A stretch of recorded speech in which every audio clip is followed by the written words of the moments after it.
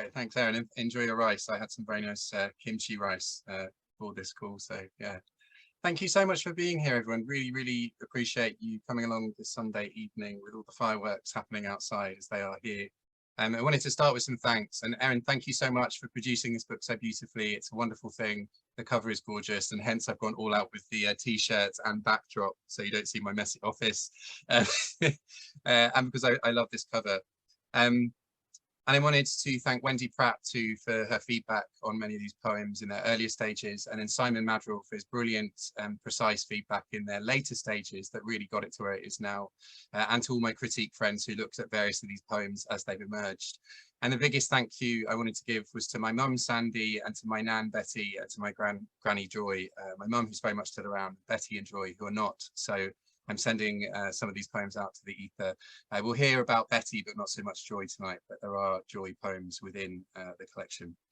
I'm going to read the first and last pieces and some in between. And this is my fourth single author publication in the last 2 years, I realized, which is very exciting. And it's very different to the other work. This is work that's built up over time around these themes. So yeah, it's really lovely to have it in Broken Sleep publication. So the first poem is called The Coin. Starts with a quote from Oscar Wilde, which is kind of my opening gamut, I suppose, for this pamphlet. All women become like their mothers. That is their tragedy. No man does. That is his. The Coin.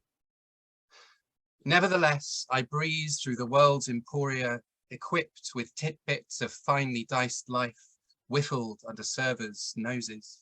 Hummingbird raptor, hunter of chatter. I flit between tills, hands not reflected in their counters. My mother's grip lingers on receipts like a life jacket, longing to thumb flick a crumb, a morsel, bait. Now I go into the cut price smiles of chemists and butchers with intent, conjure snippets with overwrought gestures, offer a coin to every stranger, daring them to flip it.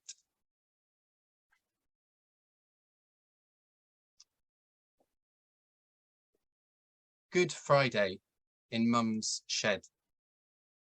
Sifting hammerheads, flat-tired pipes, boxes and boxes of fabric scraps. We stand back, regard all these categorized stacks on the green lawn, and place things with others in some way like them. And while we do, I recall the casual way she said over dinner last night that if this doesn't work this time, she won't go through that treatment again.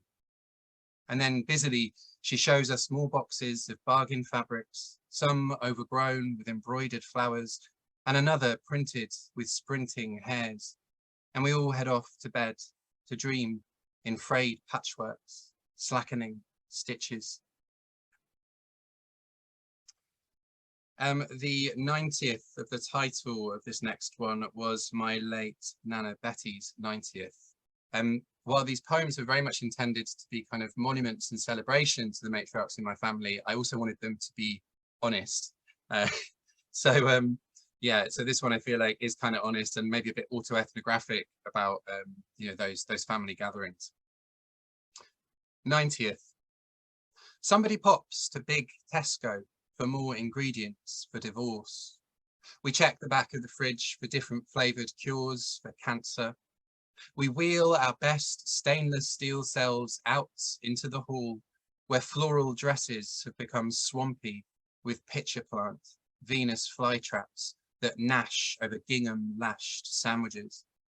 Teacups clash with three-tiered, home-drilled cake stands. The old waggle their crockery with pursed lips, bin bags filling inexorably, while candles ignite the fire alarm. Through the serving hatch, witness at least 100 great-grandchildren process, lost in a forest of crutches. On each child's head, a geranium teeters, an offering.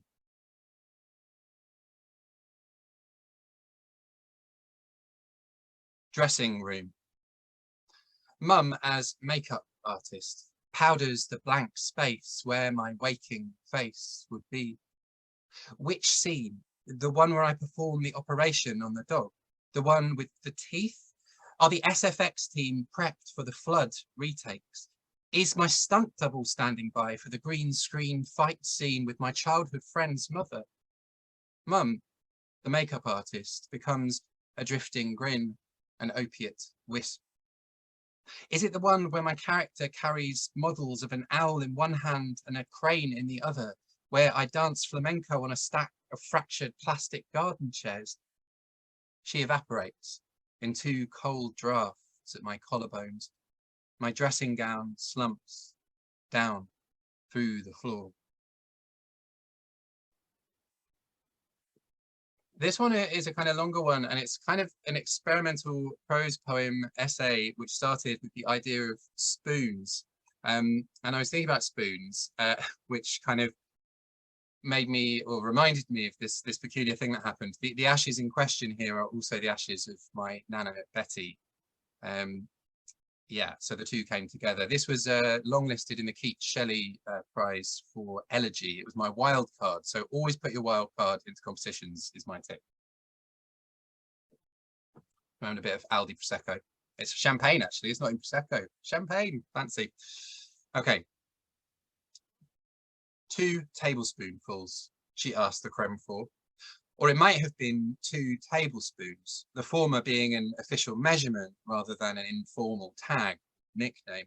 Tablespoon, tablespoon, tablespoonful, nana, mama. Tablespoons being part of the profusion of 18th century spoons, mustard spoon, salt spoon, coffee spoon, half spoon, step spoon. She didn't ask for the equivalent 29.6 millilitres. How do you measure that out from the cremulator? Can you ask whether it's more demerara or castor? Just 2 tablespoons from the interred mass, a sprinkle of grey icing on an earthy chocolate cake. Pot a rose up on top, though, and watch it wither. Not dessert spoons, soup spoons. Both lack gravity. No, she requires the best spoon, best spoon, best spoon. The Sunday roast spoon. 2 slices of pale meat, peas unpodded, carrots like worn out suns. The favourite spoon. Not 3 teaspoonfuls, the 10 a penny clink in the cutlery drawer kind used to stir sugar into wan tea. 2 tablespoons for serving or eating. Not half a fluid ounce, because this was not fluid, but more flour, self-raising. Were they for a diamond, a pendant, to be mounted on a glinting sceptre? Or who's to say they wouldn't end up funneled, bottled, nestled in the spice rack between marjoram and nutmeg? It used to be that you carried your own spoon around to every table, your personal spoon, not the stainless steel municipal free-for-all of shared spoons, rows and rows of them, names taking and sloughing off hyphens, grapefruit spoon, slotted spoon, sugar spoon, love spoon. 2 tablespoons. The table and the spoon joined for decades, centuries, by a hyphen, until they became a measure in themselves. Those 2 full spoons she took, then fired that hyphen, a dart into the bullseye, missile into the sun. And the final poem is one of the kind of bookend poems, The Coin and the Pattern, which are kind of quite celebratory, I guess. And this starts with an epigraph, which is my mum's favourite bit of graffiti, anonymous graffiti, London in 1978. And it says in capital letters, "My mother made me a homosexual," and someone replied, "If I gave her the wool, would she make me one too?" And this is called The Pattern. If she could, she'd knit you a boyfriend or a balaclava. She'd knit you a softer day, a longer year, a macrame life with a looser weave, a fingerless glove or new lover, a man or a mansion, if she could. But she'll knit anyway, from any old yarn, and turn it into its opposite. Through endless TV murders, those needles banish death. Their clickety-clacketing wishes summon cozy multiverses. And even though the twine might get slightly too tight, the ends slightly frayed, she'll knit with her every last synapse. Rest is off the table until it's all made wearable, bearable, understood. If you've got the will and she's got the wool, then she would.